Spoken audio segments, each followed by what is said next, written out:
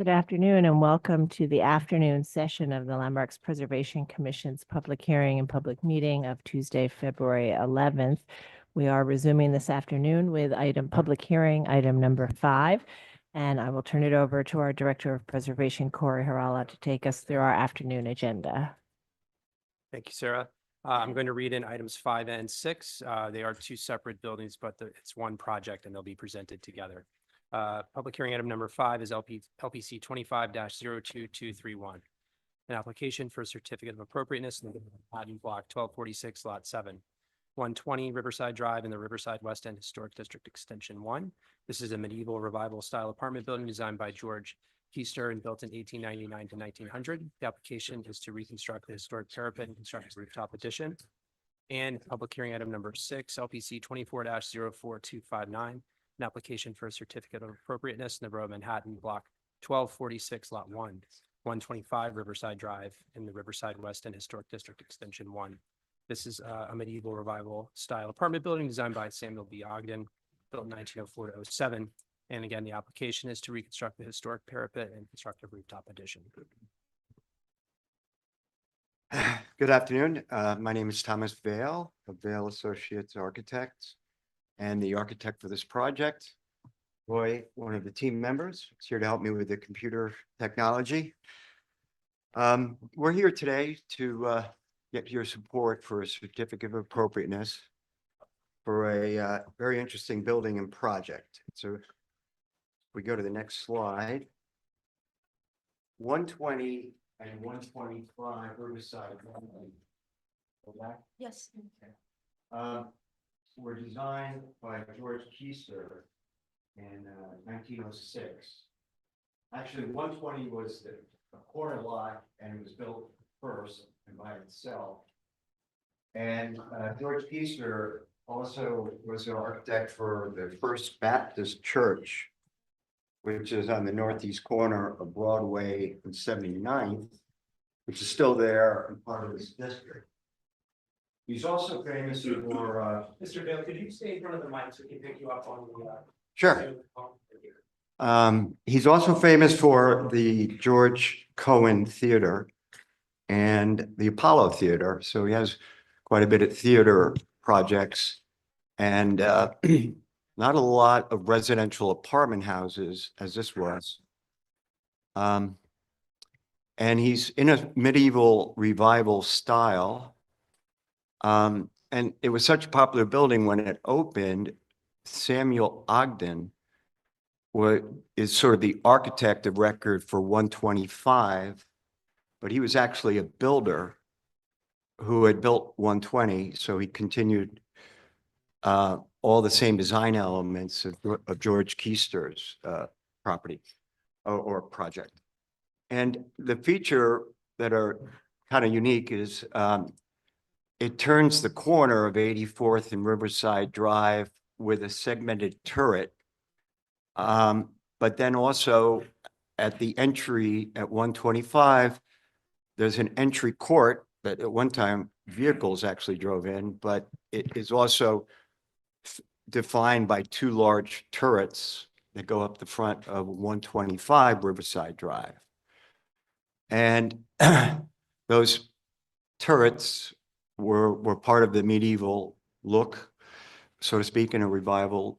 And he has quite a bit of steel used in the building.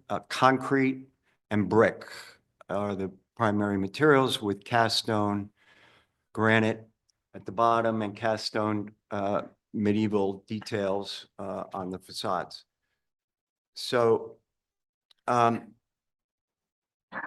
building was a big hit, but somehow in 1940, about 40 years after it was up, the rooftop historical, what we call parapet or trellis, or the medieval designs you can see in that photo, were removed. Never been able to find out exactly why, but later on I have slides where we can see the footprints of their attachment to the original cornerstones that are there now at the bottom of that. On this photo, we are showing the existing building on the left. And after 1940, there's been a series of repairs, and there's basically a yellow brick parapet wall. And our rendering that's new on the right is our version of returning the parapet as part of this project. And here's another view looking from at 85th Street, looking south, a little bit higher. You can see the turrets. The historical parapet starts off in the majority of the primary facades at about a 4-foot height. And then at the segmented turrets, it rises to an 8-foot height and has some arches in it and some medieval revival detailing. Go to the next slide. So this is a floor plan of the existing condition. And at the roofs, the buildings each have a core in the center, and they come up to the roofs now in bulkheads. But the core is a center elevator with a fire stair, common hall, wraparound. And this particular drawing is of the current roof plans. Next. Our proposal is maintaining those core elements to arrive at what 120 is a 9-story now. We're proposing a rooftop addition for a 10th floor. And 125 is 12 floors, and we're proposing the unlucky 13th floor as new. When we arrive at that existing core, we're going to have we're proposing in each building 1 apartment. And it's not being designed for any particular individual. The building's a rental building, and the new owners want to take on this project to add a revenue source to continue their major capital improvements that they'd like to do, including building this project, to the buildings that they've been repairing quite aggressively since taking ownership of the property fairly recently. And they'd like to continue to return the building back to its glory, so to speak, or brought up to a good condition. That includes things they've done already on the interior of the building, repainting the lobby, redoing apartments damaged by local law 11 work, et cetera. And the plan here is to get approvals and add this amenity to the property. The individual apartments are pretty simple: kitchen, dining room, living room, bathrooms, and bedrooms. And as part of the design, it wasn't first the historic parapet return, but also a setback minimally at 6 feet on the primary facades that grows on top of the turrets up to 12 feet.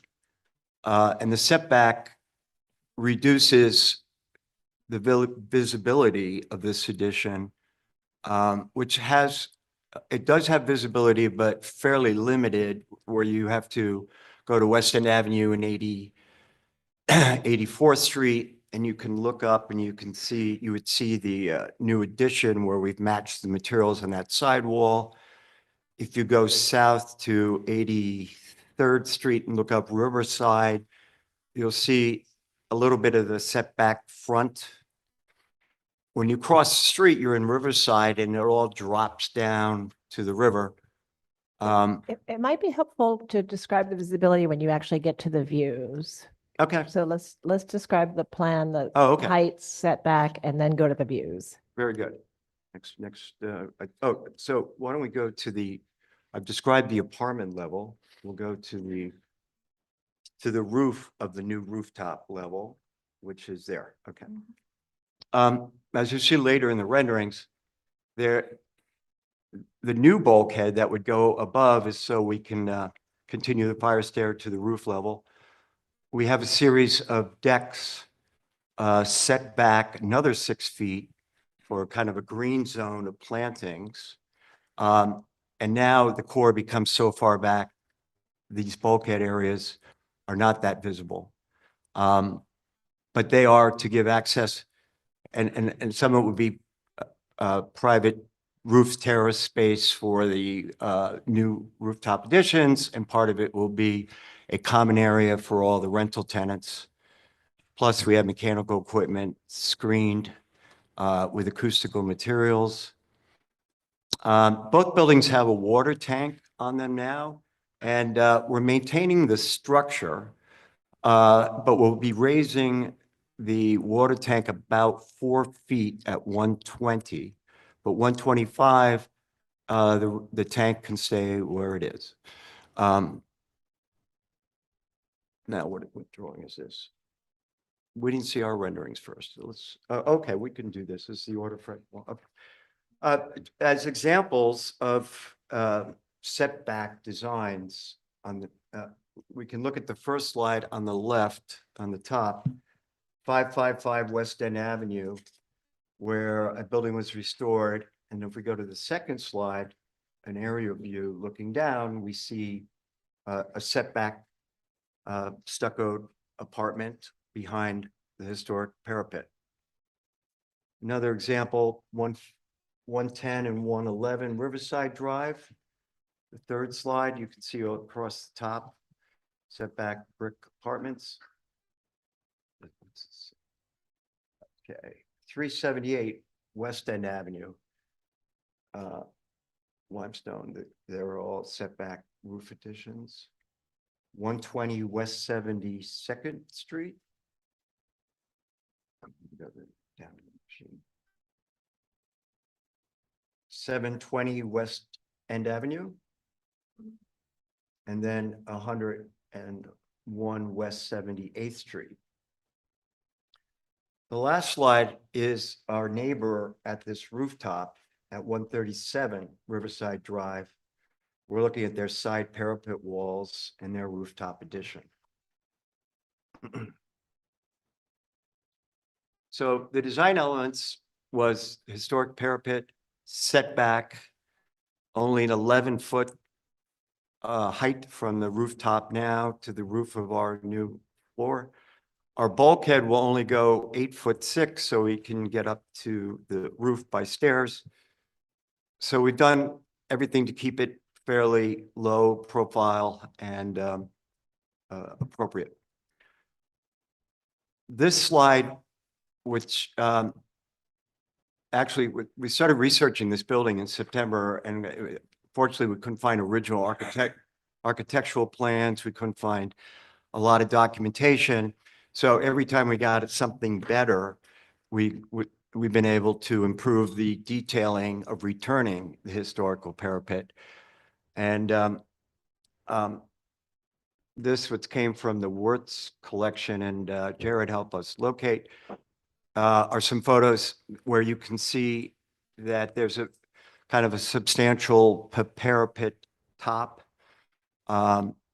There are medieval details around the arches.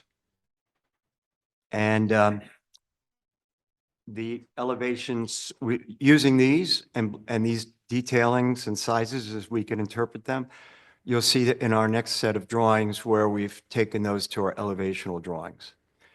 I just want to point out, sorry, Corey, walking away. These photos from the site today show the footprints on this cornice piece of the original arches that were removed, which is very helpful for us to reconnect to.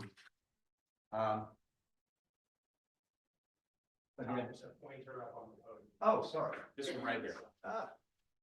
Uh-oh, I don't know if I know how to work this. Press the button. Oh, there. Right, Thank you, Barry. You can stay here. Yeah. And the microphone isn't just for this room, it's because we're on Zoom and the people on Sure. Zoom can't hear anything unless you're speaking into the mic. So these are, again, are references for sizing and spacing the location of the historical parapet connections. This diagram shows that we're heights of the 4 feet that are along most of the primary facade parapets, and then on the segmented turrets, they go up to 9 or 8, excuse me. And we bulked up the top stone. And we got a plan going here. When the material, we've been investigating the materials to build it. And again, there's not a lot to tell us for sure what it is. But we seem to be landing on a ductile reinforced concrete, fiber reinforced concrete can be created from molds developed off-site and colored in the yellow brick, or like the yellow brick facade. And in our material sheet, I'll show you those colors a little bit, but that'll give us an ability to use molds to recreate these shapes and unique sizes. All right, so this is, oh, sorry, wow. This is our existing facade.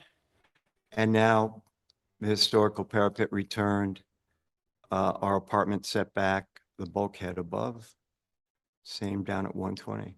Here we're looking from 84th Street, the south side. This is the grand entry of George Keister's original building. On this side, we have 2 versions of the segmented turret, the apartment. This facade, which is the Riverside Drive facade of, oh no, sorry. This is the back of 125 and the back of 120. And this is all yellow brick, but 120 is red brick. And we've added the addition to blend in with the red brick. And on the 125, the parapet in the back would be the yellow brick.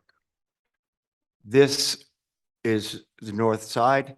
Here's here's our neighbor building, and we rendered that because there's a light well that goes down between the buildings.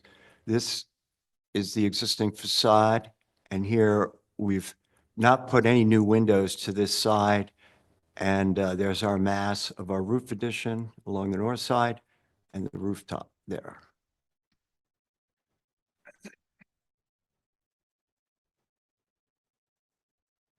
Here's some renderings, right? Oh, mock-up photos, excuse me. These photos show when we installed the orange tape, the degree of visibility.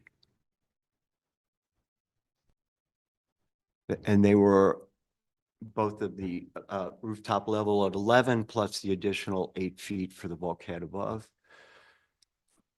Here's a rendering aerial.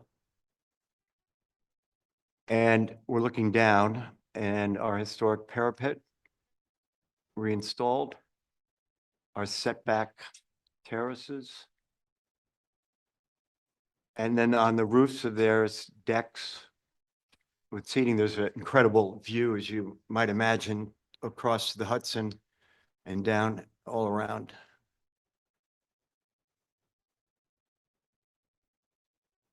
This is, oh, okay. So here we can see here's a rendering again with the returned historical parapet and the addition beyond. This one taken from an imaginary boat on the Hudson is also showing from a distance the property. Back on the other slide for a second. Okay, there. Here's an original survey we were able to find. And these were just supporting photos of the existing condition. We blew out behind the parapet these facades of the apartment, a hurricane-proof Marvin window, ultimate strength window, yellow brick. When we reach the bulkhead level, we're looking at a copper or metal cladding of that at the roof.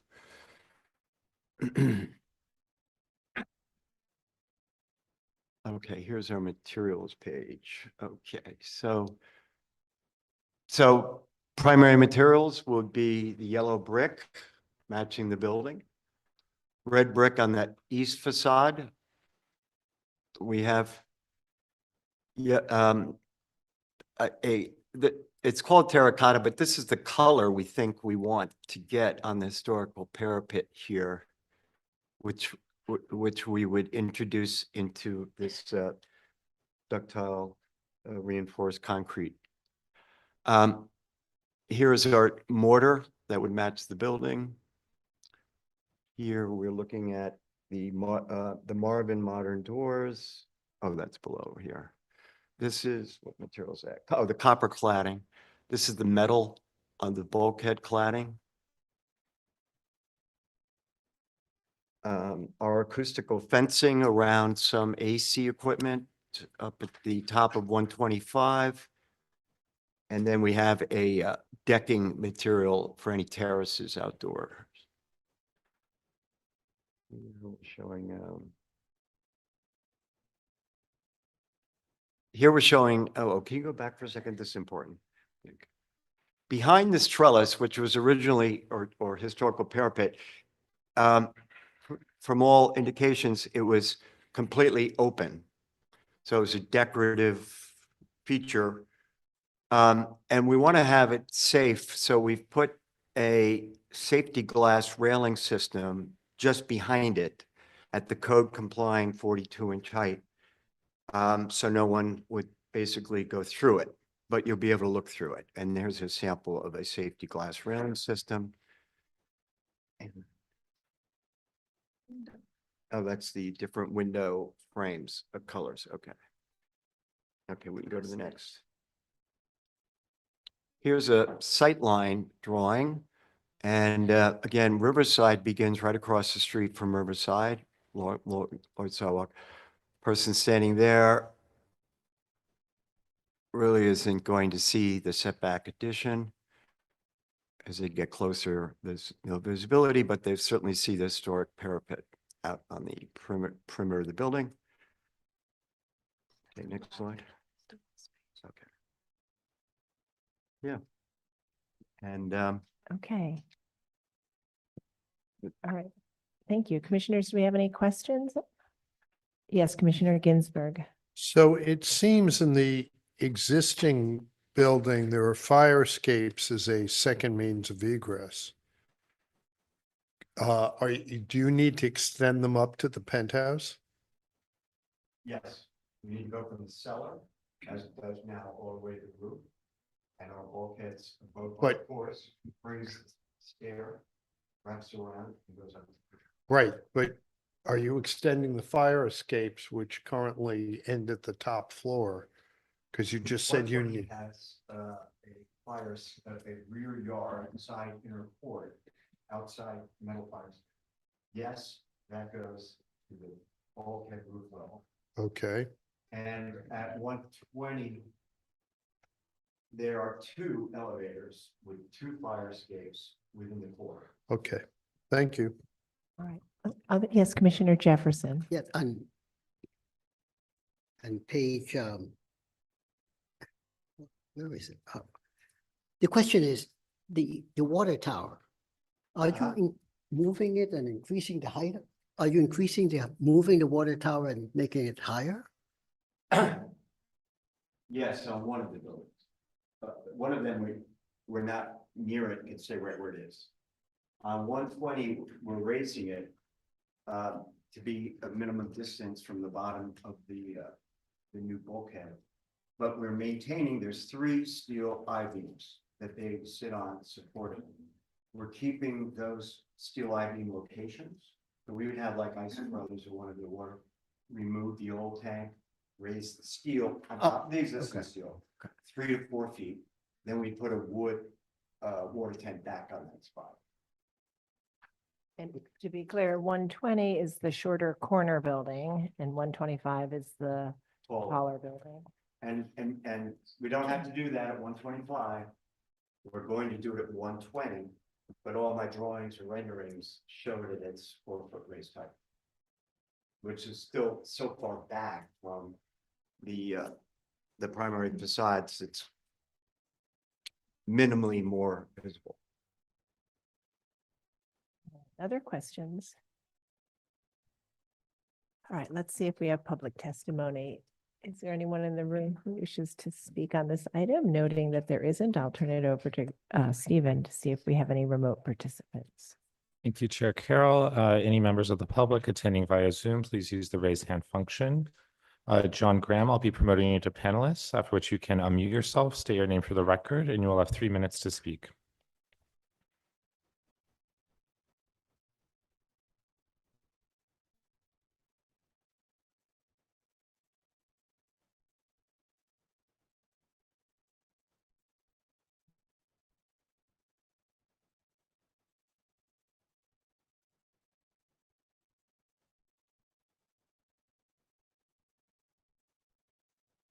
John Graham, please unmute yourself.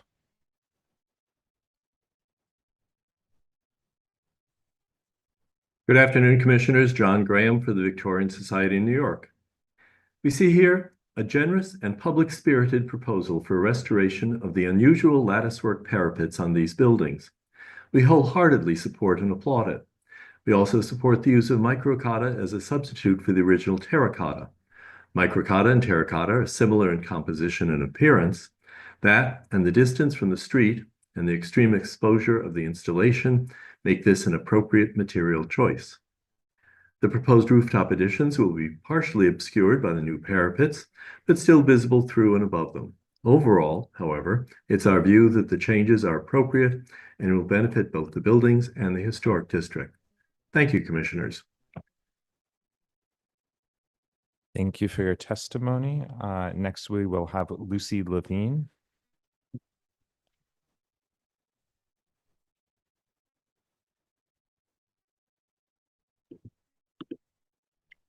Hi, Commissioners. My name is Lucy Levine. I'm speaking on behalf of the Historic Districts Council. HDC is happy to support this proposal, and we look forward to the restoration of this beautiful cornice. Thank you. Thank you for your testimony. Next, we will have Megan with Landmark West.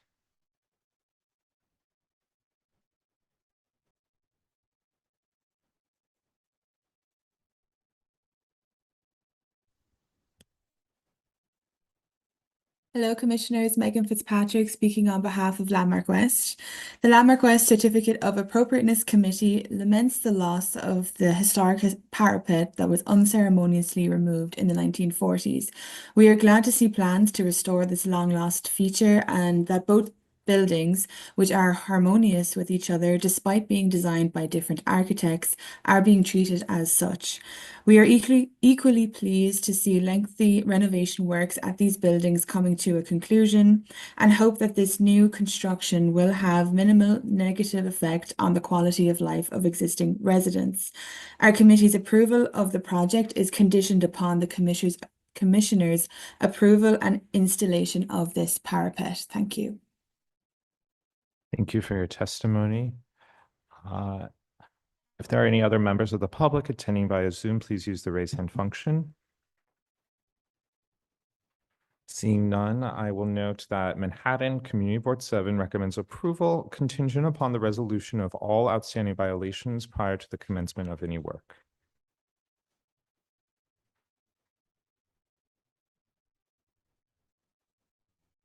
All right, is that it? Yes. Okay. All right, so it's all supportive testimony. Is there anything you'd like to add before we move to our discussion? Anything else you'd like to add? I don't know, there was a comment about violations on the building. I assume that is not related to this. Yeah, it is for telecom equipment up on the rooftop, but that will be addressed taken up and addressed by this by application. this application. Okay. All right, commissioners, any final questions? All right, let's close the hearing. Commissioner Master, would you make a motion to close the hearing? So moved. And Commissioner Jefferson, would you second that motion? Second. All in favor, say aye. Aye. Any opposed? Okay, so the hearing is closed and we have two apartment buildings, and the proposal is to construct one-story setback rooftop additions with stair bulkheads, elevator bulkheads, and glass railings.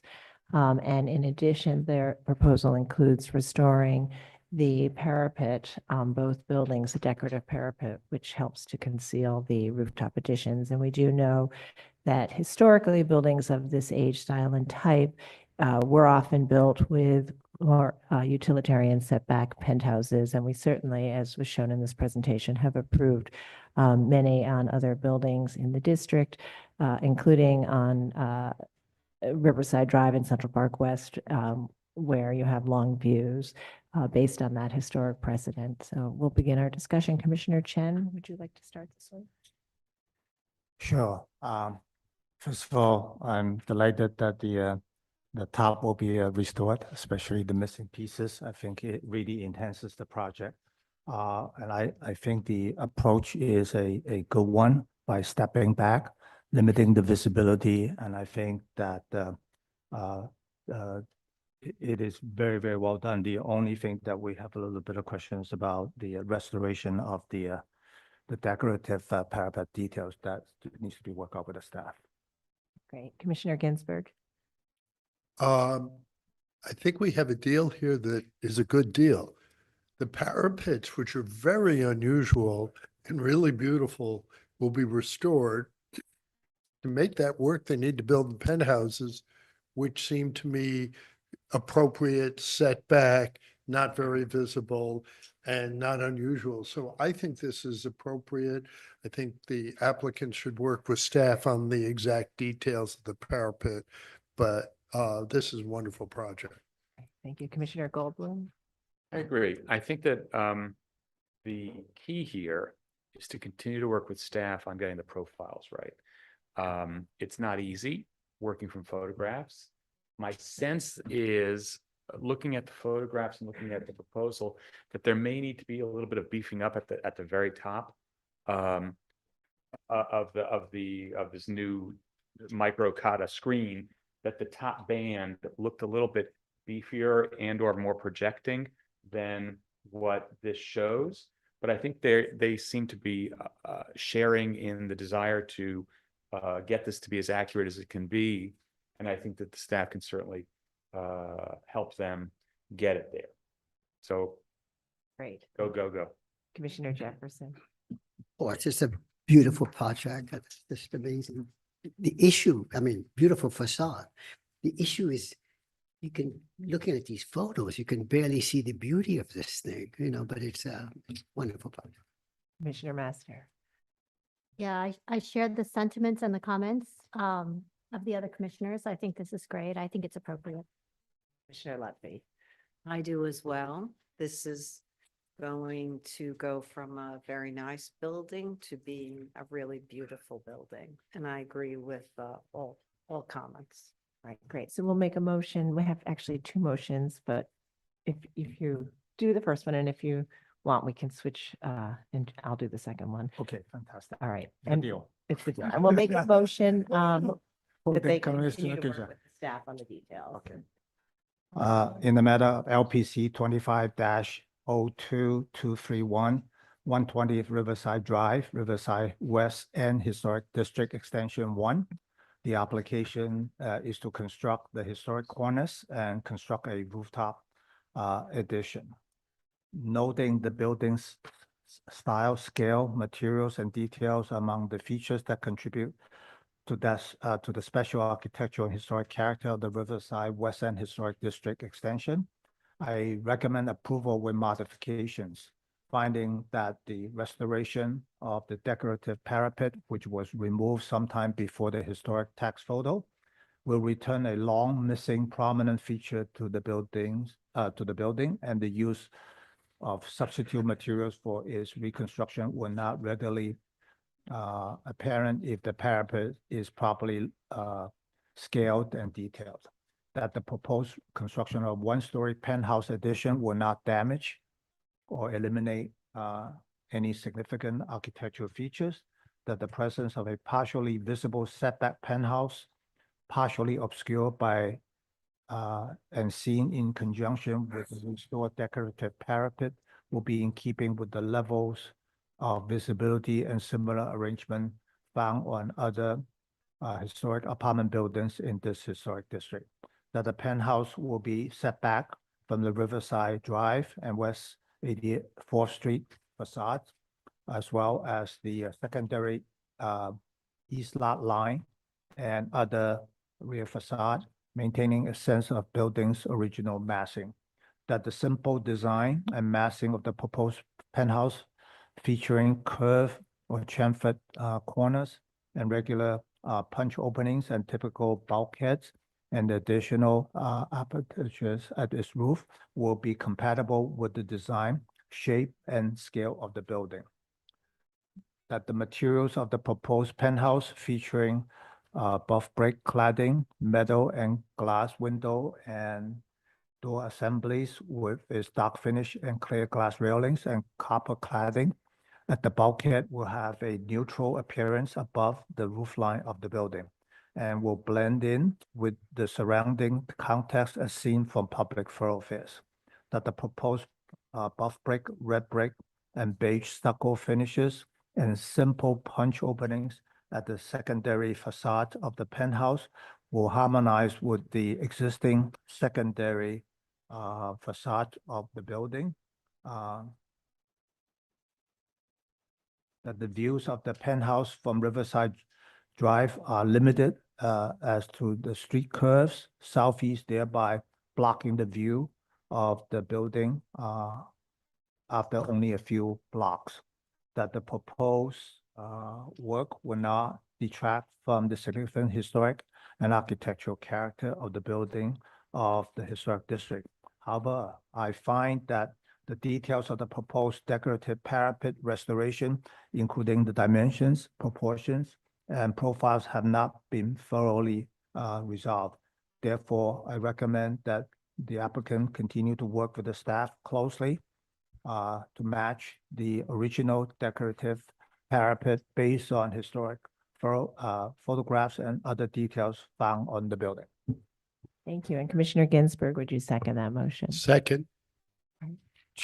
Chair Carroll, Aye. Commissioner Chen, Aye. Commissioner Ginsburg, Aye. Commissioner Goldblum. Commissioner Jefferson. Aye. Commissioner Lutfi, Commissioner Master. Aye. With 7 in favor, none opposed, the motion passes. So that one's approved. And the next one is docket number LPC 24-04259, 125 Riverside Drive in the Riverside West End Historic District Extension 1, a medieval revival style apartment building designed by Samuel B. Ogden and built in 1904-07. This is an application to reconstruct the historic cornice and construct a rooftop addition, and I recommend approval, finding that the restoration, I'll note that the building style, scale, materials, and details are among the features that contribute to the special architectural and historic character of the Riverside West End Historic District Extension. And I recommend approval with modifications, finding that the restoration of the decorative parapet, which was removed sometime before the historic tax photo, will return a long missing prominent feature to the building, and the use of substitute materials for its reconstruction will not be readily apparent if the parapet is properly scaled and detailed.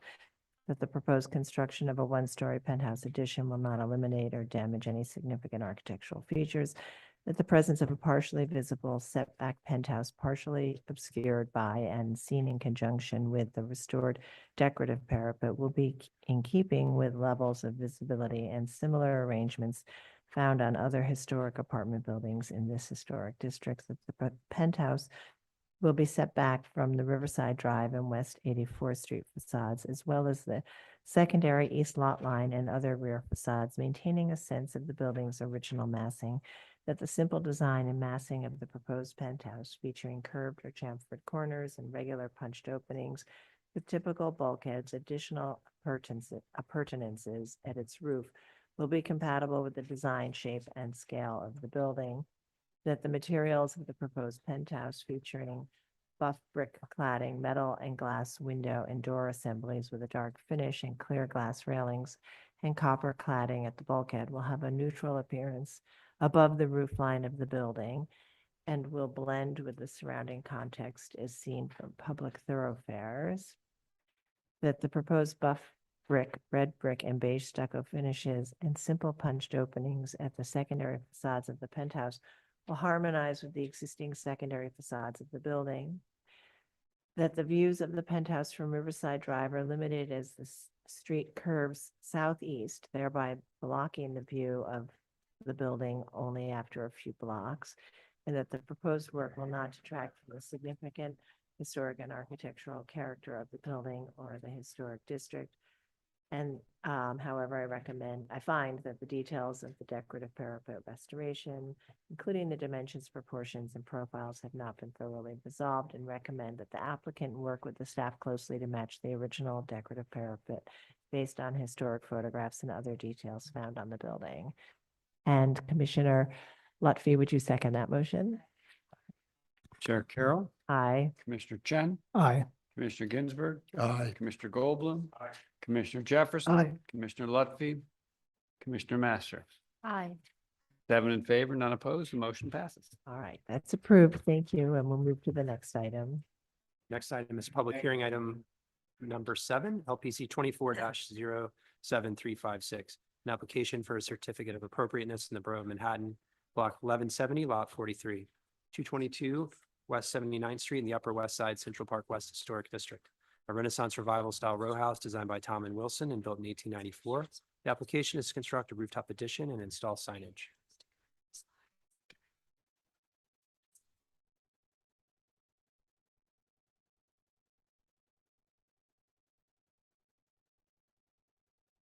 Good. Hello, everybody. Hello. Hi, my name is Leo Catone. This is my beautiful wife, Omi. And we're here to talk about an expansion of a penthouse and a sign in front of our building. We bought the building about 3 years ago. It was in really bad shape. We fixed up as much as we could. And we want to put, we're getting old. I already fell down the stairs in there. My wife has some medical issues that we want to bring our parents in there. So we want to put an elevator in. And the elevator is taking up some space. So we want to move the wall of the penthouse out a little bit. So I'm going to go over this presentation and talk about that. So here's the first slide. The slide on the left is the sign. The sign, the metal frame there was existing when we bought the building. We put this temporary sign in, and we want to just put a bigger one there and put some floral arrangements around it. And the image on the right is the top of the building with the extension that we want to add. Okay. The building is located on the Landmark District. It's on the outskirts. I think we're right on the edge of the demarcation, I guess. Okay. Here's another view. The building was built in 1894. And we have a mochi donut store on the bottom front, and up top is residences. Okay. Is the map of the area. Oh, sorry. Okay. These are the designation photos. The one on the left and the right, you could see that this building was always in a commercial district. Everyone had signs up there. Okay. There's there was some modifications done on the one on the left. Okay, the door is there, that shows there. This is one of the older photos that shows the building. There was some expansion in the back of the building where, I guess before designation, all of the neighbors expanded the back of the buildings because they were commercial spaces. Okay, here's another photo. Okay, so this is a plan of the roof area, and that's how that's the roof area now. Okay. Actually, I think that was the back. Yeah, so that's that's the extension that was made in the back of the building. I believe it was around 2011. Before designation, a lot of the buildings, they were commercial spaces, so they built restaurants back there and whatnot. Okay, here's an aerial view. Okay, that's the name of our little speakeasy that we put on the bottom that my wife runs. Okay, so this is a side view of the proposed extension. It's going to be 8 feet by 11 inches. Okay, it won't be visible over the facade. There's a parapet in the front. You won't be able to see it from the street. Okay, here's another view. So there's the elevator bulkhead we want to install, and this is the occupiable addition. Okay. Okay, here's a line of sight view from the street. So as you can see, we didn't extend it far enough so that you could see it over the parapet. Okay. And this is the side-by-side view of before and after. Just existing. Okay, so this is the existing plan. Okay. Okay, here's another aerial view. You can see the front of the building. You could see the neighbors, the one to my, I guess, east side, they did a extension as well. The one over that went all the way to the front of the street. And then some other folks did some expansions. Okay. Okay, so this is we did a little mock-up before and after. We painted it orange so we could see if we could see it from the street. Okay, as you can see, that parapet in the front is about 6 feet high. Okay, the bottom left shows a mock-up of where we want to expand it to. We're not going to go out as far as the neighbor because we want to enjoy the backyard. Well, the roof yard, the penthouse yard. Okay. Okay, so from this side, you can't see the expansion. This is from across the street for where the view is. Okay, in the front, you can't see the expansion. Okay. Okay, now if you go across Broadway, you'll that orange there is where the railing is going to be. You can only see that sliver when the leaves are off the tree. Okay, and we're going to put in a wire cable rail. So you really, hopefully it'll look just like a tree branch. Okay, this is the proposed work. So you see the elevator is taking up a lot of the room. We need to put stairs there. And it's just a little expansion so we can have a little room upstairs. Here's another view of the proposed work. Okay, we're going to have a window, a glass facade we'd like to do. Okay, here's a rendition. So the top left image, that's the type of rail we want to put on. It's going to be a cable rail, not the one that's in the rendition. Here's another view of that. Okay, now we're going to move over to the sign. So the again, we bought the building. The original sign that was there was this cafe sign. Okay, and then we installed this floral sign on all the way on the right-hand side over there.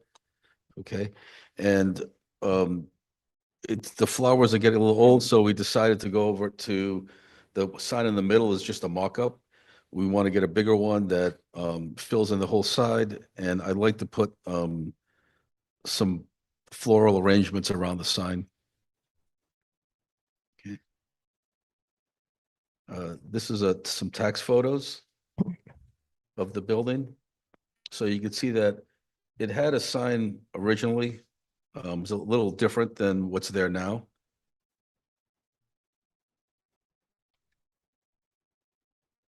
Okay, and these are views on the street. You could see that what what people will see when they walk by. It's not, it's on the property of the building. It's not on the street. It's not too high. You can see what it would look like from different views. So it won't be an eyesore, that's for sure. Okay. These are the dimensions of the sign. It's going to be 6 feet by 5. Well, that's the existing dimension right there. So we don't want to change that. Okay, but you could see, I marked up the sign. We're just going to make it bigger to fill in the empty spaces. Okay, this is the original floral sign. And you can see, people in the neighborhood that, they like the sign. They take pictures in front of it all the time. Well, this is the old one. This one isn't there anymore. Okay. And again, this is conclusion. I think the sign is in keeping with the neighborhood. It's a commercial area. And the expansion up above is just minor, I hope. And that's it. If you have any questions or. All right, thank you. Do we have any questions for the applicant? Okay. Yes, Commissioner Lutfi.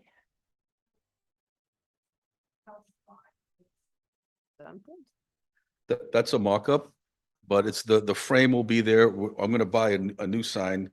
This is the only one I can get off the shelf. The new sign has to be customized. It's going to fill, maybe I can go back to the mock-up.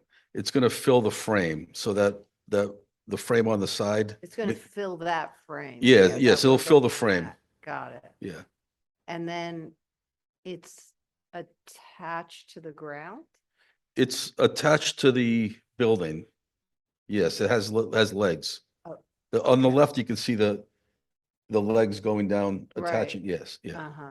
But it looks like it's also attached to the It cheek is. wall on the stoop. It is, right? yes. Just the other signs are like that as well on the neighbors. So I'm confused. Is the frame is there now? Yeah, when we bought the building in 2023, the frame was already there with there was a restaurant there before and their sign was there. So we just took their sign down. Okay. Oh, okay. But it's not permitted, even though it was Yeah. existing. So, yeah, so the Kefi sign was there already. And when we moved in, we opened this restaurant up. Okay. And we took down the Kefi sign and we put the Mochi Dolce sign with the flowers around it. Got it. Okay. And All then we filed an application for a sign and we decided to change the sign. So we elected something like this in the middle, which is a little bit more traditional. And I like to put some flowers around it. So the sign you see in the middle is going to be expanded to the edges of the frame. All right, thank Okay. you. Yes, Commissioner Chen. Yeah, when you mentioned the other signs, where are the other signs? There's a building to the west. And it's an Irving Farm. They have a very similar sign. It's on. Okay. And then, It's actually like right there, Yeah. and then there's one on the other side. yes, I'm gonna go back to the addition pictures. And I You can see it. noticed you also made reference to this this is historically has been there, right? There's a sign historically in this building. yes. I'm just gonna clarify that. Okay, good. In the 1940s tax photo, there was not a sign attached to the stoop. Before designation, as you can see in this picture on the right, right here, there was a smaller frame and a smaller sign that was attached to the stoop when the building was designated. There was also a sign and a frame at the adjacent building. This frame was removed, and then the Kefi frame was put up and the Kefi sign was put up. As far as I can tell, there was no permit issued for that, but there was also never a violation issued for that. So, and then it was there when they bought the property and they just swapped it out, not realizing that the frame hadn't been permitted. Thank you. And the other signs on the block that are similar to this one, as far as you know, have any of them gotten permits? The sign to the right of that has been evaluated by enforcement, and they determined the frame has been there since designation, and so is a pre-designation condition. Right. To the left is another sign as well that has a currently open violation for installation. Okay. Commissioner Ginsburg, did you have a question? Okay. All right, we're going to take public testimony and we'll come back to you. Okay. And I think there's no one to speak on this item. So I will turn it over to you, Stephen, and see if we have any remote participants. Thank you, Chair Carroll. Any members of the public joining by Zoom, please use the raise hand function. First, we will have Megan with Landmark West.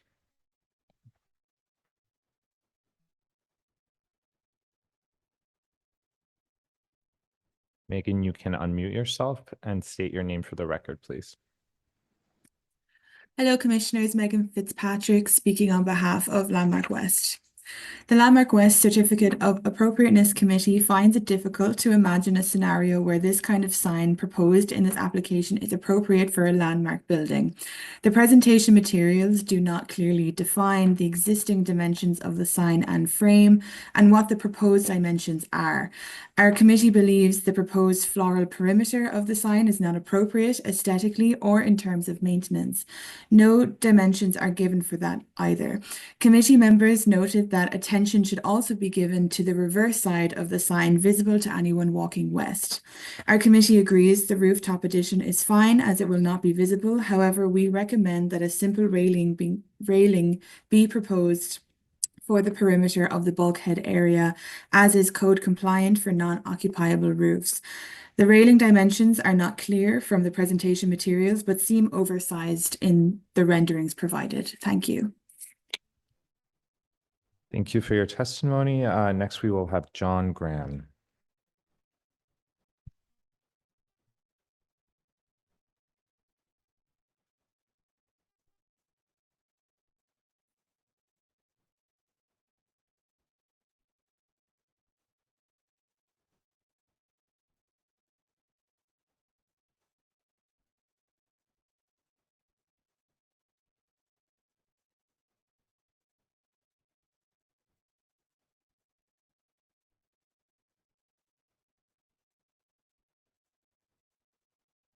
John, you can go ahead. Good afternoon, Commissioners. John Graham for the Victorian Society in New York. This application has two components. The Victorian Society supports the proposed enlargement of the existing penthouse. It's modestly scaled, and where it will be visible from the west, it will be seen in conjunction with much larger buildings. It's almost an illustration of modestly visible. It will have minimal effect upon any of the significant architectural features of this building. We do not support the second component of this application, legalization of the areaway sign. The fact that there was a smaller sign mounted on posts standing in the areaway of designation is irrelevant, as it lost its grandfathered status when it was removed by a previous tenant. The sign which is there now is larger and more obtrusive than that grandfathered sign. It conceals a portion of the historic stoop. It's physically anchored to the side wall of the neighbor's stoop, and it bears no relationship to any type of historic signage which might be found on a building constructed in 1894. It's a bit of a challenge to design an appropriate sign for a basement business in a row house, but the existing sign is not the answer, and it should be denied. Thank you, Commissioners. Thank you for your testimony. Any other members of the public on Zoom would like to testify? Please raise your hand. All right, seeing none, I will note that Manhattan Community Board 7 recommends approval. Okay, Thank you. Would you like to respond to the comments we've heard? Sure. So the railing will be smaller than what's shown, and it's going to be a cable railing. So we'll comply with that, and we'll work with the local landmark folks to do that. The sign, I have the dimensions on the right. Again, I did look at the Department of Building website, and the dimensions are within the DOB limitations, so it complies with that. The back side of the sign is a mirror image of what you see now. So on the image on the right, the back of the sign will look exactly the same, just reversed, because I tried to make the diagonal follow the line of the stairs. Okay. I think that's it. Yeah. All right, any final questions, commissioners? All right, let's move to our discussion. Commissioner Jefferson, would you make a motion to close the hearing? So move. Thank you. Commissioner Goldblum, would you second that motion? All in favor, say aye. Aye. Any opposed? All right, so the hearing is closed. We've got two components to this application. We have the modest bumping forward of the already existing setback rooftop addition, and then the application for the sign, which has dimensions in this presentation for us to review that would be attached, I guess, both to the ground and onto the cheek wall of the stoop. And just, okay, let me start with that. And Commissioner Lutfi, would you like to start with that one? Start this one.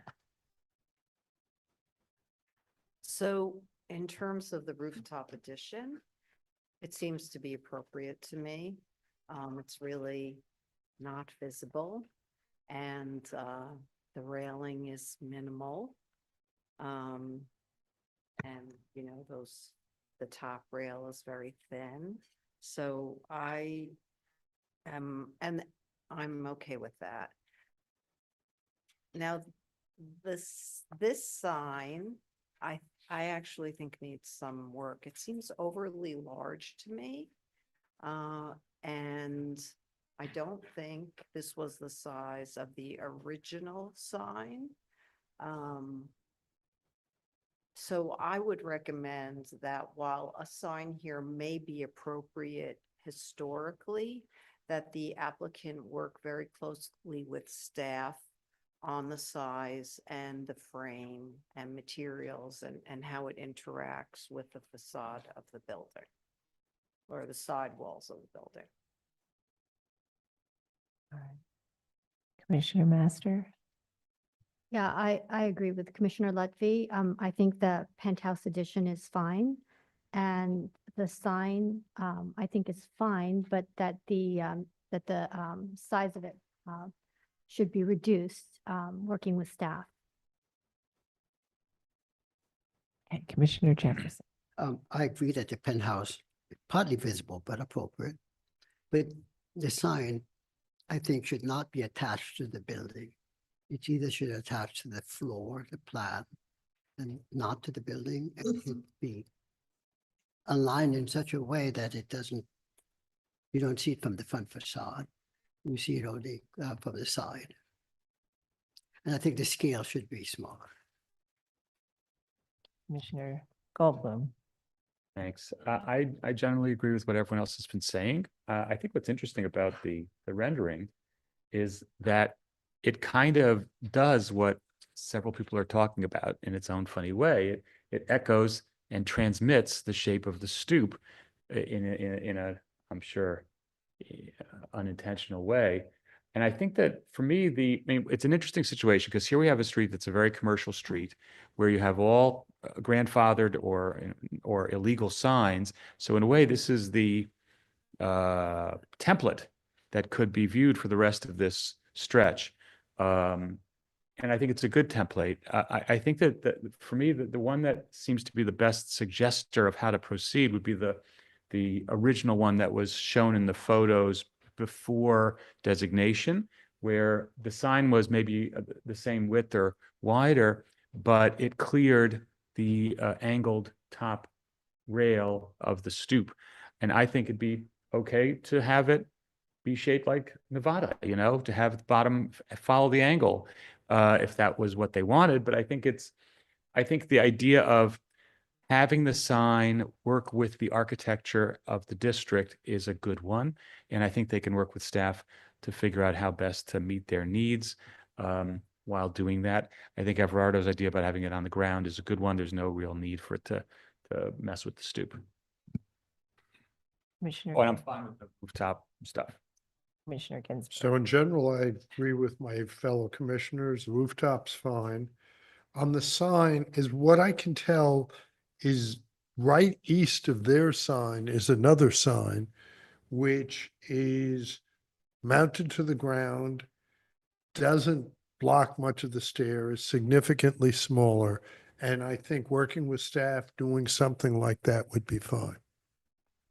Commissioner Chen. I'm in agreement with all the commissioners' sentiment, which is that the rooftop is very modest and is, as compared, especially compared to their neighbors to the west or to the south, or to the north, whatever the direction is. But I think they do need to work with the staff, given that historically and also in the district, there are signs. So Yes, Commissioner but- Jefferson. But there's always a question, okay, so we do one of these, two of these. If we replicate 100 of these, I mean, then what? Should we then say we could only have X in a block? Or you have, depending on the Right. restaurant, I depending think- on what it is. Yeah, because I mean, then- there is a little bit to the first come, first serve, whoever gets here first gets, but at some point, there's a cumulative impact, and at some point, we may evaluate a future one in a slightly different way because of the cumulative effect. Okay, so I think we'll make a motion today to approve the rooftop addition and to approve the installation of an areaway sign, but to work with the staff to reduce the size, study the attachment ideally into the paving, and to work with the architecture of the stoop.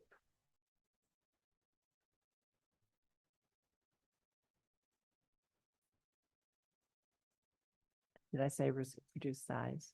Yeah, okay. Reduce.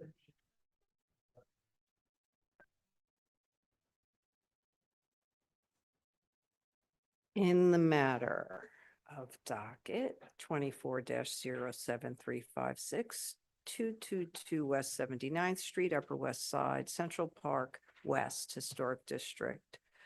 A Renaissance Revival style row house designed by Tom and Wilson and built in 1984. The application is to construct a rooftop addition and install signage. I note that the building style, scale, materials, and details are among the features that contribute to the special architectural and historic character of the Upper West Side Central Park West Historic District. I recommend approval with modifications, finding that the work will not damage or eliminate any significant architectural features, that the buildings in this row include multiple rear yard additions and expansions to the setback fourth floors, and the cumulative effect of the proposed rooftop expansion in conjunction with the existing rear extensions will not overwhelm the massing of the building or other buildings in the row.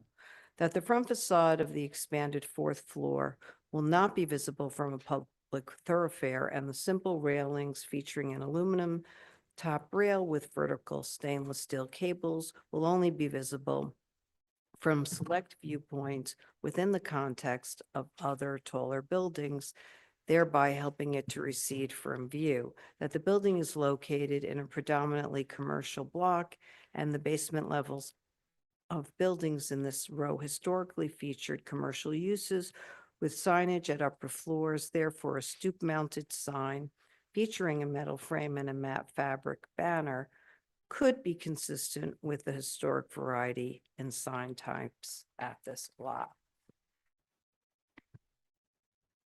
And that the areaways in this row are below the sidewalk level, and the basement facades are deeply inset from the sidewalk. Therefore, the presence of a stoop-mounted or areaway sign would reflect this unique condition and support the ongoing commercial use at the space. However, I find that the sign and frame are excessively large and will conceal portions of the stoop cheek walls, thereby interrupting the regular rhythm of stoops at the sidewalk and detracting from the streetscape. And the use of artificial flowers beyond the extent of the sign will call undue attention to itself. I therefore recommend that the applicant work very closely with staff to reduce the size of the sign and study the attachment, and then work to work to and make sure it works with the architecture of the building. Thank you. Sorry, I couldn't read my own writing. And I didn't lay it out as concisely as I could have, so thank you. All right, Commissioner Master, would you second that motion? Second. Oh, Mark. Chair Carroll, Aye. Commissioner Chen, Aye. Commissioner Ginsburg, Aye. Commissioner Goldblum, Commissioner Jefferson. Aye. Commissioner Lutfi, Aye. Commissioner Master. Aye. 7 in favor, none opposed, the motion passes. Approved, and just please continue to work with Leanne, and she'll help you work on a size and scale that works with the building. Right. I will now move to public hearing item number 8, LPC 25-02041, an application for a certificate of appropriateness in the Borough of Manhattan, Block 1235, Lot 156, 256 West 88th Street in the Riverside West End Historic District.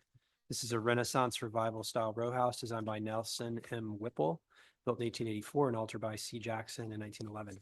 The application is to legalize the reconstruction of the top floor of the rear facade, construction of a rear yard addition, and alterations to the front facade extension completed in non-compliance with Certificate of No Effect 22-05915 and Certificate of Appropriateness 22-06274.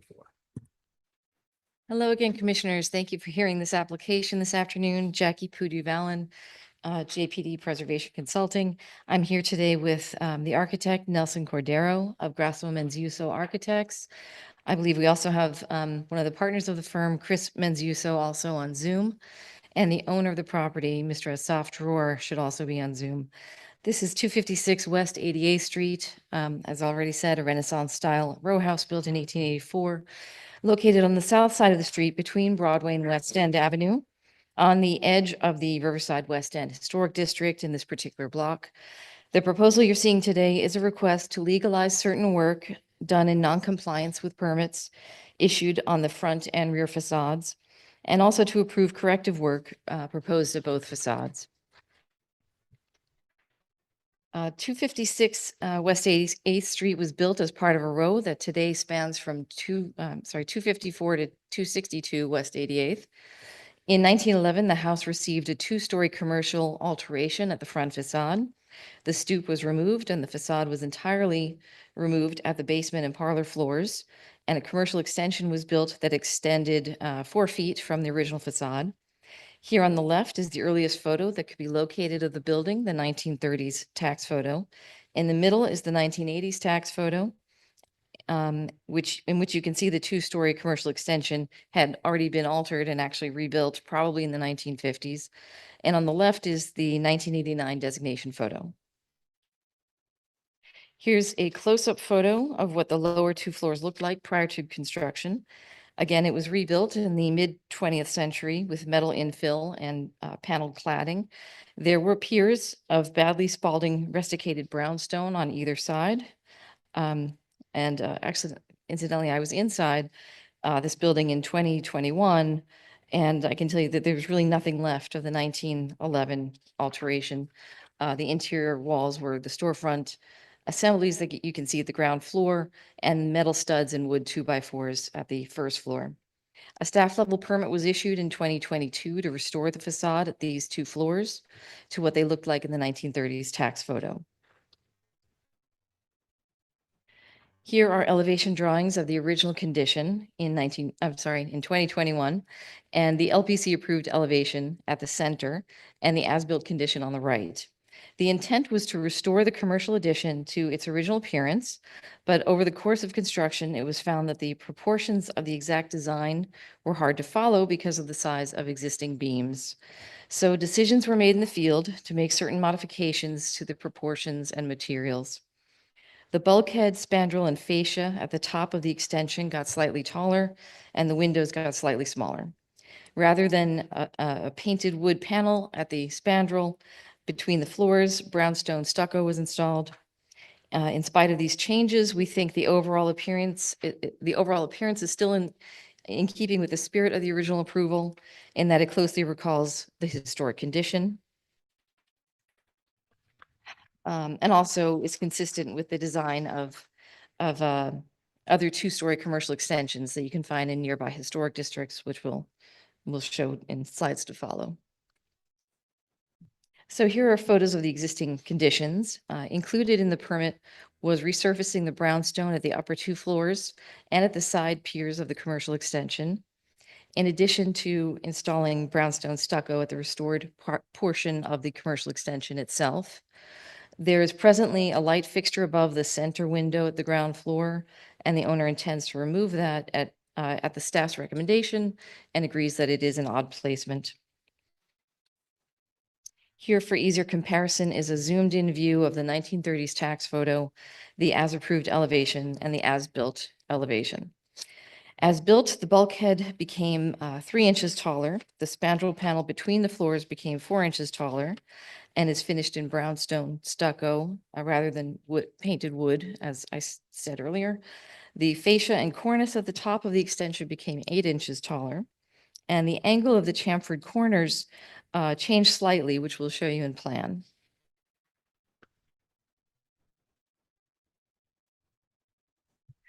Here's a close-up of that proposed front elevation showing the removal of the light fixture over the center ground floor window.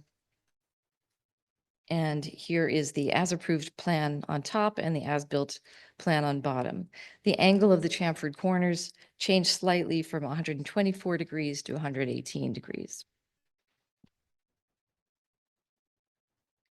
In spite of these changes, we do think the commercial extension is still in keeping with the appearance of other commercial extensions that can be found in a nearby district in terms of the size of window openings, the materials used, and the proportions of window to masonry. Here are some photos of commercial extensions found on houses in the Upper West Side Central Park West Historic District, where there are similarly scaled windows and use of stucco on these commercial extensions. Now, switching gears to talk about the rear addition.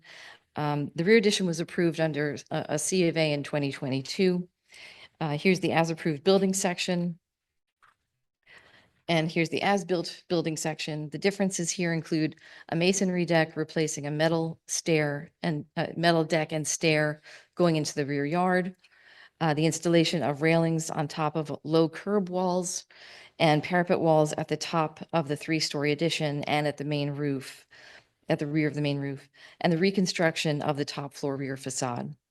The differences in the as-built condition will be explained further, but first we wanted to just demonstrate that the work at the rear is not visible from the street, which you can see here, and you can also see from these demonstrating photos from the street going east and west. Here are photos of the rear facade prior to construction. 256's rear was coated in many layers of white paint and showed deferred maintenance. In the photo on the right, you can see that the cornice at 256 was originally slightly higher than the cornice at 258, sorry.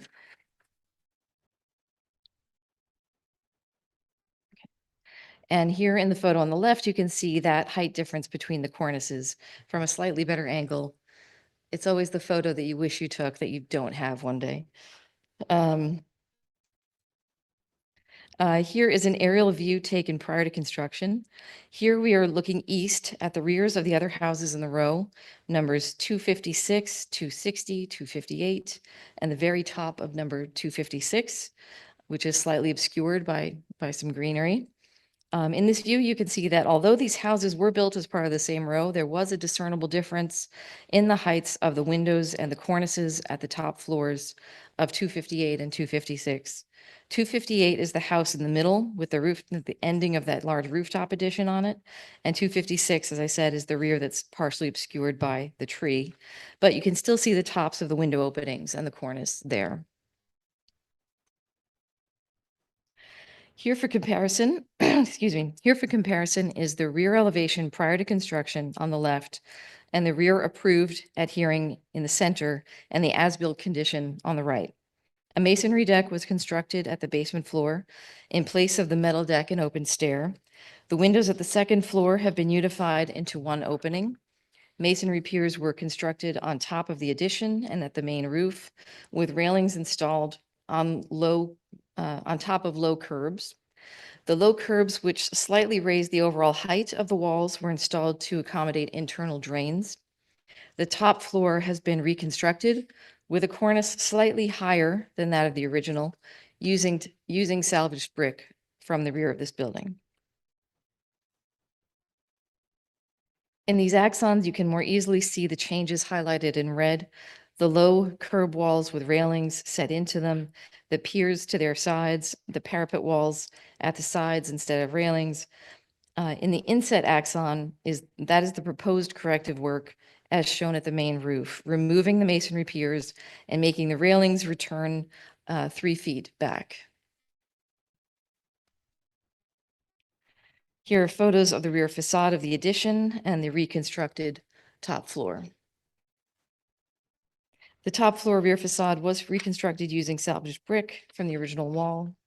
As I just stated, the decision to disassemble the top floor rear facade was made by the engineer because of an unsafe condition that was discovered during the course of work. Here's what those low curbs and side piers look like from the roofs and the internal drains that made those low curbs necessary. Here's the previous original rear elevation in context with its neighbors on the left, and the as-built rear elevation in context with its neighbors to the right. You'll note that similar work has been done at number 254. An application for alterations and legalization is forthcoming for that house as well. We just couldn't get that together in time. I know, it's a lot. For comparison, here's the as-built top floor rear elevation in context with its neighbors. The height difference between the cornices is at 258 and 256 is now 1 foot 7 inches.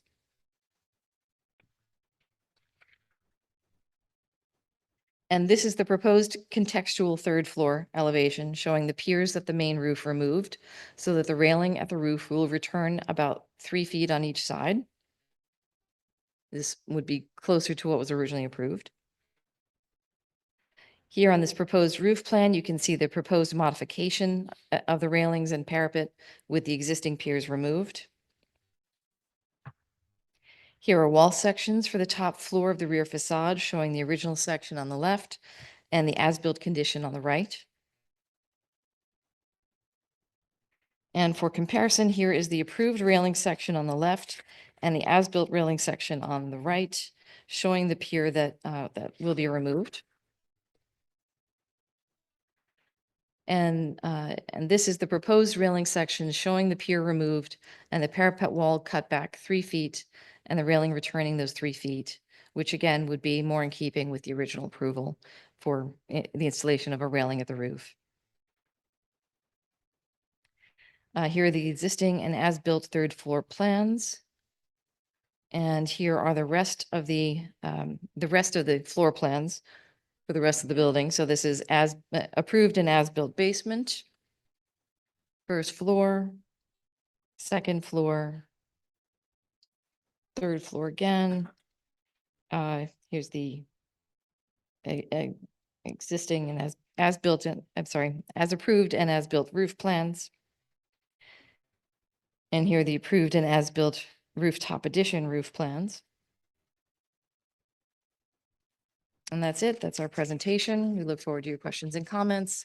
And again, the owner is also here via Zoom and ready to answer your questions. All right, thank you. Commissioner Ginsburg? So bluntly, this got approved Yes, and sir. then it wasn't followed. Yes, sir. Why? I should ask see if the architect would like to answer first or if the owner would like to answer. Can you hear me on Zoom? I do hear, if I may. Just Good introduce afternoon. yourself. Say your name first. Good afternoon, Commissioners. My name is Asaf Dror. I'm the owner of this property. Thank you so much for the time you're giving us to basically review this. I apologize for not being in person. The reason I cannot be in person is because I am out of town. My daughter just gave birth to a baby girl. So I became a grandfather and I was not able to attend, and I apologize for that. I apologize for not being able to attend, not for being a grandfather. I'm thrilled to be a grandfather. Unfortunately, in this specific project, I was not because I wanted to, but because I had to. I was not as involved as I usually am involved with other projects because my father got very, very sick a few months ago. He has attended ICU a few times and was intubated 2 or 3 times. So I was not as involved. I had the same GC as I worked with in the past with previous landmark projects. I've been in front of your commission, commissioner before, and we've worked very well together. I've signed off a few jobs with you guys, and everything went smoothly before. I've been using the same contractor. With regards to this specific project, we had a situation whereby trying to maintain that rear facade, third floor wall was impossible because we had an emergency situation whereby it started cracking and we called the engineer. The engineer immediately recommended for that wall to be removed and rebuilt. I have correspondence that Jackie has access to from the engineer that I requested from him, indicating the emergency situation. We measured everything to the best of our ability as soon as possible, and we rebuilt the wall to the best of our ability. The problem here was that when we put in the internal drains, although we maintained the same level of the roof, we had to raise the cornice a little bit so that water will be retained when in fact it rains, because of the internal drain system that we've installed. So that was the issue. Again, just to reiterate what Jackie stated, the heights of 256, the cornice and windows were always higher than 258. They did become a little higher than they were for the fact that we had to install that drain, the internal drain. We had to basically install that curb to retain the internal drainage. I unfortunately wasn't too involved with the curb. The GC did it on, without even letting me know, thinking that it's okay. The deviation is minor. Let me just state that it is a deviation. It is outside the scope of what was permitted, but in my opinion, and with all due respect, the deviation is minor, and I try to preserve, and we try to preserve to the best of our ability what was approved by LPC at the time. Thank you. Other Thank you. questions? All right, we're going to move to public testimony and then we'll come back to you. Is there anyone in the room who would like to speak on this item? And noting that there isn't, I will turn it over to Stephen Thompson to see if we have any remote participants. Thank you. Any members of the public joining us on Zoom, please use the raise hand function. First, we have Megan with Landmark West. I will move you to panelists, after which you can unmute yourself, state your name for the record, and you will have 3 minutes to speak.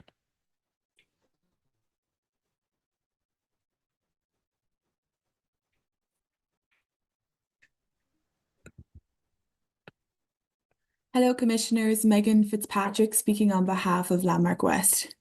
The Landmark West Certificate of Appropriateness Committee opposes legalizations of work installed without LPC permits.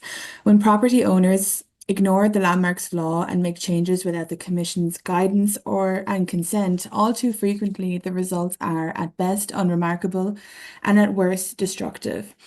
In either case, the practice of legalizing alterations after the fact, in essence, penalizes property owners who often go to great lengths to comply with landmarks regulations by rewarding those who flout the law. This applicant made multiple decisions, many of them errors, but these weren't mishaps or mistakes. They were deliberate and in violation of several permits.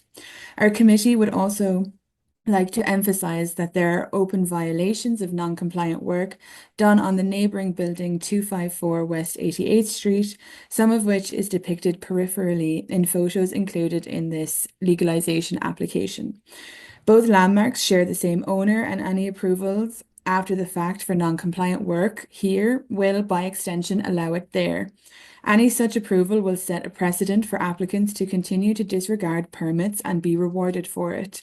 Our committee is appalled by changes implemented in violation of the original permit at the front facade. Previously approved wooden panels were replaced by stucco. An intercom system was punched into historic material, even though this could have been easily and discreetly incorporated into the newly constructed fabric, and the overall dimensions of what was approved were changed. On the rear facade, works done in violation include dozens of linear feet of parapet wall in lieu of the approved railing, making the overall appearance of the rear opaque and harsh. We recommend all previously approved work at the rear be constructed according to its original permit. On the front facade, our committee wants to see this alarming disrespect for the city's landmarks process remedied. We recommend the applicant remove the non-compliant work and replace it with previously approved work, or investigate a restoration of the first 2 floors to their historic condition and return this block to its original beauty. Thank you. Thank you for your testimony. Next, we have Lucy Levine.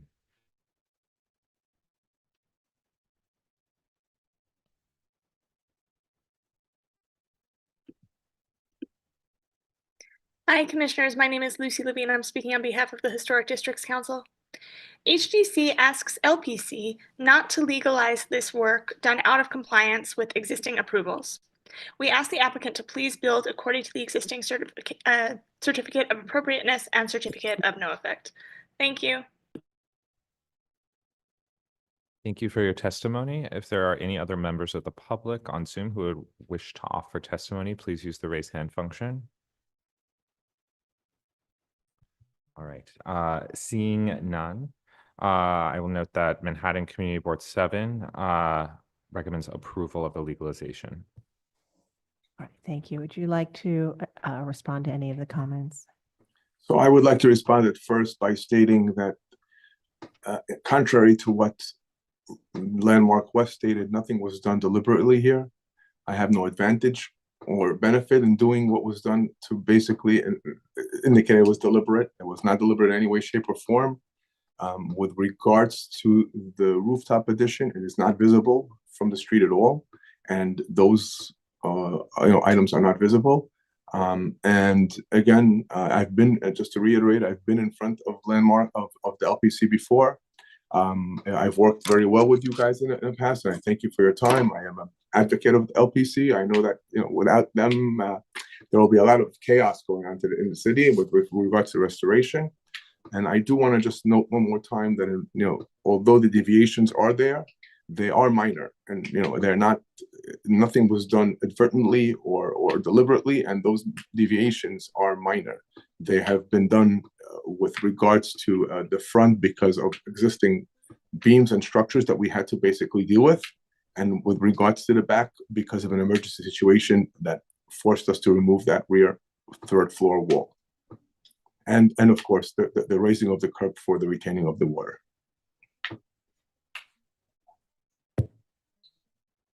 Okay, and this is Jackie Pudeval, again, I just want to also add that although the changes that we do think the changes made were still in keeping with the spirit of the original approval and in keeping with designs and alterations that can be found elsewhere in this historic district and in nearby historic districts, the owner is proposing corrective work.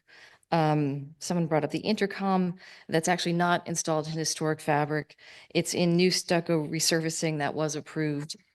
Photos of the intercom are in the appendix, although we were instructed to leave them in the appendix because that's supposed to be a staff level approval compared to everything else. But it's there if you want to see it. And I also want to ask the commissioners to consider what this building looked like before this work was done. Someone had brought up the comment of, additional corrective work being recommended to further beautify this neighborhood. I think the work already done has really accomplished that, even if the proportions changed at the front facade. Thank you. Great, thank you very much. Any final questions, commissioners? All right, let's move to our discussion. Commissioner Chen, would you make a motion to close the hearing? So moved. Thank you. Commissioner Ginsburg, would you second that? All in favor, say aye. Aye. Aye. Any opposed? All right. So we have work to look at, a lot of little changes that were done in non-compliance with a permit that sort of touch every aspect of the facade of the project. So we have at the front facade material changes and some proportional changes. There was no historic fabric when this began, so this is not a question of the removal or loss of any fabric, but the proportions within the streetscape and how they compare to other two-story storefront extensions. At the rear, the overall volume is the same as what was approved, except that there are some parapet walls now at the top of the rear yard addition and at the top of the penthouse. They are proposing to eliminate the piers at the main roof and restore that cornice line. And the request is to legalize the reconstruction of that top floor. Commissioner Goldblum? Gerardo was just saying at lunch about the composer who gave you the 4 options, and this is clearly option 1. You have something that's a bit of a train wreck and you have to make it better. Yeah, I think in terms of, without imputing any moral opprobrium or value judgments of what happened, it's very clear that proper supervision was not done. And as a result, somebody got paid to do work that they shouldn't have gotten paid to do. Here we are today. Someone's going to get paid to do more work that they should have done in the first place. Front facade. The historic tax photo should be the guide. And looking at that photo, it looks to me like the trim at the top of the Piano Nobile edition is incorrect. The muntins are not made of masonry, and the spandrel is not made of masonry. So I think all of that should be stripped off, and they should reface it with wood trim or glass, as the case may be, with the goal again of trying to emulate the tax photo. I think that the lighting should be looked at with staff. That little sconce in the center is being removed, she said, which is good. The one that's over the door, which was not, I don't think was in the original photo, should also be looked at with staff. And the fixture did not strike me as particularly historically inspired, but I think that a fixture could be acceptable. They just have to work on that with staff. But for me, the key on the front is the profiles of the masonry. I think the height of the parapets or the solid elements are acceptable, but I think their facing and materiality should be revisited in their details. Clearly, the details of the stucco are quite poor. In terms of the rear facade, I think that the proposed change at the very top is acceptable. I think that same initiative should be approached on the deck at I guess it's the third floor, where the railing should extend and return. I think that the height of the little curbs is fine. I think that the modification at the second floor windows is acceptable. But I think that the placement of lighting on the rear facade should be looked at with staff again, from the perspective of what they normally approve. I mean, the fact that these are kind of just placed in a very random way that kind of interferes with the architecture looks to me a little bit hacky. But I think in general, the rear facade, the stuff that happened on the ground floor is acceptable to me. The change of the stair, the detail of the slab is acceptable. Okay, Commissioner Ginsburg. Well, I first want to amplify what Commissioner Goldblum said. If you hit issues during construction, you don't wait till the end of construction and say, ooh, we goofed. You call the staff the next day. Now, fourth floor wall that had to be rebuilt, someone could have called the staff the next day and said, I got a problem here. I've got a letter from my structural engineer. But that wasn't done. That is actually the one thing I'm not complaining about. I will then go that our standard for work done against a permit or without a permit is, would we have approved it if it had come to us before? And my answer to almost everything is no. So the front facade, the proportions in the original design are far superior. I agree with Michael's comments. The metal railing at the top is superior than the solid parapet. On the rear facade, I guess losing the stair is all right. I would like on the third floor to see that division between the two windows, but maybe we can live with that. The light fixtures, I would go with something simple, modern, and small, instead of what is sort of a pseudo-historic but not particularly attractive fixture. I agree again with the railing at that floor, that there shouldn't be the piers at the side. But I'm sorry, we tend to look at these things when they come in to say, would I accept this? And I wouldn't accept this, so I can't accept it now. Commissioner Chin. Yeah, it is very unfortunate. It's been echoed by so many commissioners and also, in other cases as well. And we're trying to salvage what it is. And the standard should be, if it come before us today, what is acceptable and what is approved. And I think I agree with many of the points that Commissioner Goldblum has already alluded to. I think in the back facade, the rear facade, I have no problem with the removal of the staircase because Commissioner Jefferson likes symmetrical. In this case, it makes it more symmetrical. And I have less of a problem with the center divider on the third floor. The rest of it, I think, there are remedies that need to be made, and I'll defer to the rest of the commissioners. All right, Commissioner Lutfi.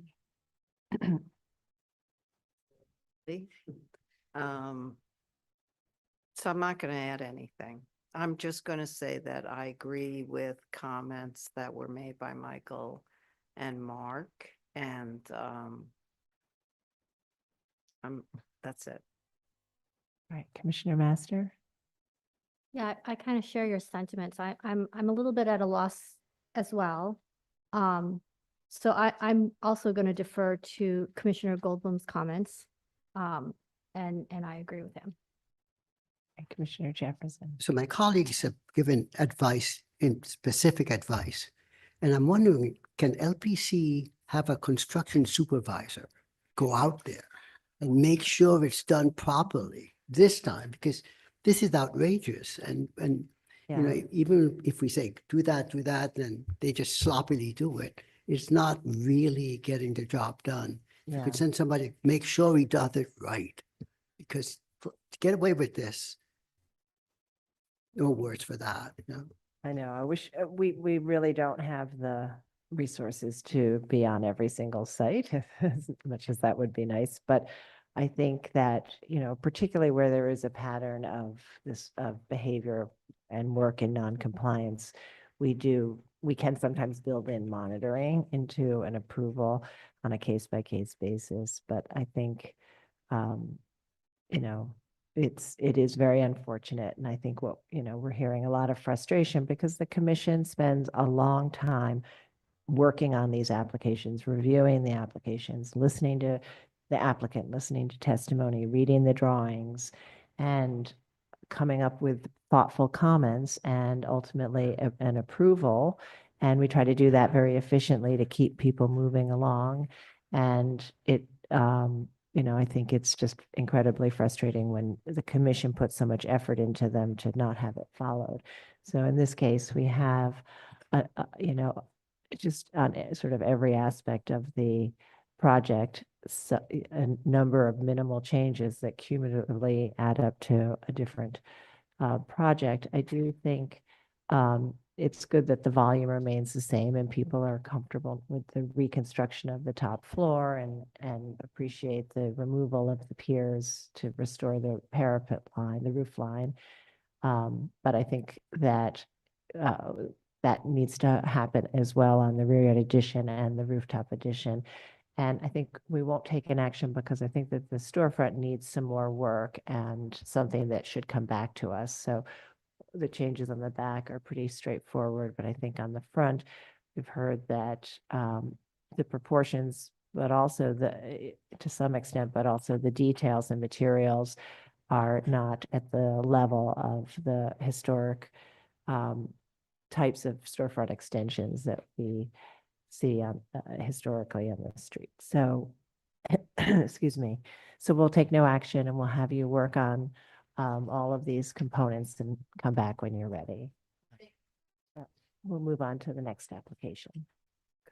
Next and last item is public hearing item number 9, LPC 25-02493, an application for a certificate of appropriateness in the Borough of Manhattan, block 1915, lot 47, 130 West 131st Street, Central Harlem, West 130 to 132nd Street, Historic District. This is a Renaissance revival style row house designed by Cleverton and Putzel and built in 1887. The application is to construct rooftop and rear yard additions.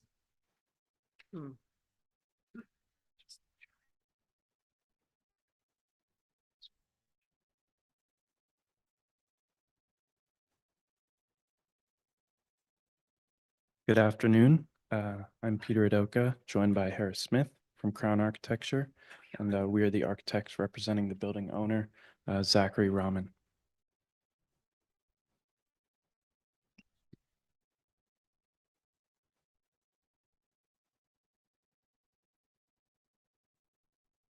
To start, we've included tax map photos and a present photo for building in the bottom right. And then here are photos of the current rear conditions. And summarizing our proposed scope, to orient ourselves, we're showing a 3D view facing the rear facade with the existing building on the left and the proposed work on the right. These views also give a better perspective of the existing additions and decks at the adjacent neighbors. Our public hearing scope is limited to the rear and roof top addition. Starting from the bottom, we are proposing minimal excavation and underpinning, complying with staff level rules. And then moving up, shown in orange at the basement and first floor, we propose a 2-story rear standard brick addition, which includes exterior metal stairs and a 1-story glass greenhouse, which you can see shown in the color green. And we'd like to emphasize the minimal visual impact of this greenhouse. Since it's made of glass and only protrudes an additional 6 feet, we believe this reads similar to a rear deck. And then moving up, we'll be retaining the upper 2 floors with minor alterations to be approved at staff level. And then finally, at the roof, we're proposing a roof stair bulkhead addition with a new accessible roof deck, as well as new mechanical units and chimney flues. Is there a reason why this isn't staff level? You can't have a proposal for a rooftop addition It's the without both. occupiable It's the space both. and a rear yard addition at the Okay. same time without tripping cumulative effect. Got it, thanks. Here's a block plan showing the surrounding additions. This gives a better comparison of our proposed scale to the already existing additions within the donut. And as you'll note, there are several rear additions and decks within the block. This includes our neighbor to the east, which has a 1-story rear enlargement, which you can see in the top left image. And from our rear yard, we have a clear visibility of rear decks, 1- and 2-story additions, and a large 3-story addition on the building directly behind ours. Looking at the front elevation with the existing elevation to the left and the proposed to the right, there's no proposed work on the front facade. But in elevation, you can see the proposed stair bulkhead, 2 mechanical units, 2 chimney flues, and these elements are not visible from West 131st Street. Looking at the rear elevation, you can see the proposed enlargements at the lower 2 floors. Then the upper 2 floors are to remain with minor alterations at staff level.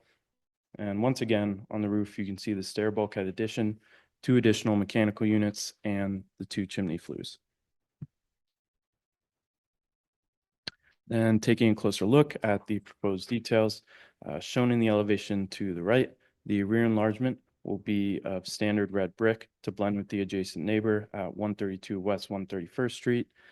It will also include double hung windows, French doors, and black metal stair and railing details. And then in the top left, showing the bulkhead front facade, and in the bottom left, showing the bulkhead rear facade. The bulkhead will utilize a dark gray standing seam metal siding with double hung windows and French doors as well. In section, you can better understand the stepping of the 2-story addition and 1-story greenhouse at the rear. And you can also see the stair bulkhead addition at the roof with an 8-foot interior ceiling height. So looking at the plans, these plans are oriented with the rear of the building at the top of the screen. And starting on the left, you can see the existing and proposed cellar floor plans with proposed excavation at staff level review. To the right are the basement plans. In orange is a 13'9" addition covering the full width of the lot. Then projecting from the rear addition in green is the 6-foot greenhouse being constructed fully of transparent glass and metal mullions. And then moving up on the left is the first floor with the 10'6" enlargement set back slightly from the basement addition. This also includes a balcony and a set of exterior metal stairs leading to the rear yard. Then on the right is the second floor with minor changes at staff level. Shown on the left at the third floor, there's no work proposed. And finally, on the roof, we propose a stair bulkhead leading to a new roof deck. The roof also includes 4 new mechanical units and 2 chimney flues. To better understand the visibility of the proposed roof elements, we built a mock-up of the stair bulkhead, mechanical units, flues, and railings.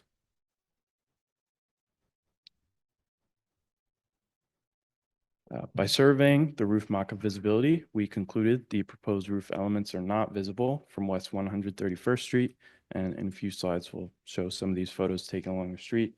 But as for the rear, shown in yellow, you can see there's a minimal view shed from the corner of West 130th and Adam Clayton Powell looking through an open parking lot. This far corner is the area of maximum visibility for the rooftop elements, and through 3D modeling, we show a perspective of what is visible, where you can start to see minimal portions of the bulkhead, flues, and mechanical units, and no visibility of the rear enlargement. So this view is taken further across West 130th Street, but if you were to move as close as possible to the open parking lot, as in the next image, you can start to see a portion of the rear 2-story addition, but lose some visibility of the roof elements. This narrow vantage provides maximum visibility of the rear addition. Although a mock-up was not built for the rear enlargement, we can understand through photos and 3D renderings that the 2-story rear enlargement is visible, although through very dense obstructions. Then at the front facade on West 131st Street, there's no visibility of the roof stair bulkhead, mechanical units, or chimney flues. And finally, as a similar precedent, we looked at 124 West 131st Street, which is 3 buildings east. The blue shaded areas in the bottom left represent the 2-story rear addition and non-visible roof addition approved by LPC. Their application initially proposed a 3-story rear enlargement, but only 2 stories were approved at public hearing. Then in elevation, you can see the similarities of the LPC approved bulk at the rear and the roof compared to our proposed additions on the right. Thank you. Thank you very much. All right, any questions on this one? Yes, Commissioner Ginsburg. Quick question. The mechanical, is this to electrify heating and cooling? Hi, Commissioners. Harris Smith with Crown Architecture. Yes. Thank you. Okay. Any other questions? All right, we're going to move to public testimony and we'll come back to you. And I'll note that there is no one in the hearing room to speak on this item, so I'll turn it over to Stephen Thompson to see if we have any remote participants. Thank you, Chair Carroll. Are there any members of the public attending via Zoom who would like to offer testimony? Please use the raise hand function.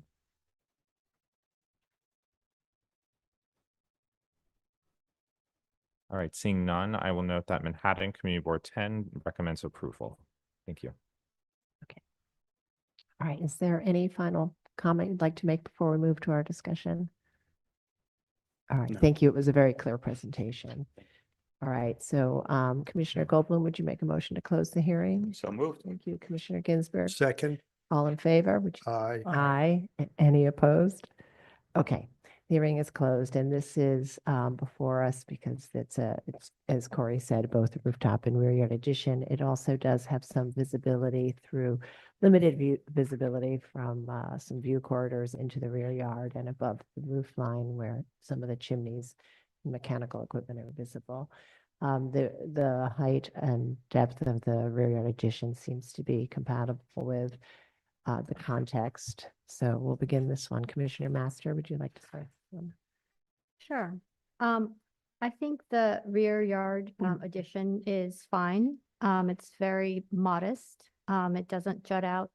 It juts out similar to the adjoining neighbors. And they've retained the upper 2 floors, which is what we typically do. The rooftop addition they've shown is pretty much not visible, minimally visible, I guess. And so I think overall, I think this is appropriate. All right, Commissioner Goldblum. Agreed. Commissioner Ginsburg. Agreed, and I also want to commend you for electrifying your heating and cooling. Commissioner Chen, Agree. Commissioner Lutfi. I Okay, also agree. we're all in agreement. Commissioner Master, would you make the motion? In the matter of LPC 25-02493, 130 West 131st Street, Central Harlem, West 130 to 132nd Street, Historic District. A Renaissance Revival style row house designed by Cleverdon and Putzel and built in 1887. Application is to construct rooftop and rear yard additions. I note that the building's style, scale, materials, and details are among the features that contribute to the special architectural and historic character of the Central Harlem West 130th, West 132nd Street Historic District. I recommend approval, finding that the proposed work will not damage or eliminate any significant architectural features, that the proposed work will not be visible from public thoroughfares in conjunction with the front facade of the building, that the rooftop and rear yard additions and HVAC equipment will only be minimally visible from public thoroughfares, that the flues will only be seen from public thoroughfares within limited views at a distance within the context of a varied roof line and will be typical in appearance, that the rear yard addition will not rise to the full height of the building and the rooftop addition will be set back from the front and rear facade, thereby retaining a sense of the building's original scale and massing, that the additions will be simple in design and form and will feature materials and finishes that are typical of additions found within the block and elsewhere in the historic district, that the rear yard additions will not extend to the rear lot line and will be within a cluster of rear yard additions, including a majority having 2 or more floors and some projecting further into the rear yard than the masonry portion of the proposed addition. That the 2-story portion of the rear yard addition will feature punched masonry openings with a ratio of solid to void and a level of articulation that are consistent with other rear yard additions found within this block and historic district. That the 1-story portion of the rear yard addition will be modest in size and primarily glazed, helping it to recall the sense of lightness found at greenhouses and decks, sometimes historically added to houses of this age, and not disrupt the sense of continuity of the central greenscape. That the cumulative effect of the added volume of the additions will not overwhelm the building or the surrounding buildings. That the excavation will be done in compliance with Department of Building regulations under the supervision of a licensed professional engineer to protect adjacent buildings, and that the proposed work will not detract from the significant historic and architectural character of the building or the historic district. Thank you. Commissioner Goldblum, would you second that motion? Second. Chair Carroll, Aye. Commissioner Chen, Aye. Commissioner Ginsburg, Aye. Commissioner Goldblum, Aye. Commissioner Lutfi, Commissioner Master. Aye. With 6 in favor and none opposed, the motion passes. It's approved. Thank you. And that concludes our public hearing and public meeting of today, February 11th. Thank you all for your hard work and thank you to the public for participating. And we will not have a public hearing next week and we will come back on February 25th. We'll see everyone on February 25th. Thank you.